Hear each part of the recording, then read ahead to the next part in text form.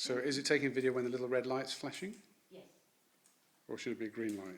No, Oh, no, it's doing it, yeah. The numbers should be going or something. It's got my voice on too, no doubt. Oh, that's okay. My third finger is like on his tummy and it's so soft and warm and feathery. Hello, Rudy. Hi, Rudy. Here we are. This is feeding a king parrot in the lounge room from outside. This is a wild bird. Do a Adam for a picture. Yes. Right? Here, now you can notice the distinctive red head, the curved beak, and the beautiful green feathering Tail, distinctive. tail, the distinctive features of a king parrot. And notice the differences between the two species. Yet there is the feel. I'm not doing a very good day. Well, yes. Well, I know exactly. I can see exactly what you mean.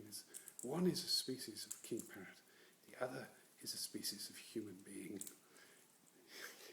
You can distinctly see a difference between the two.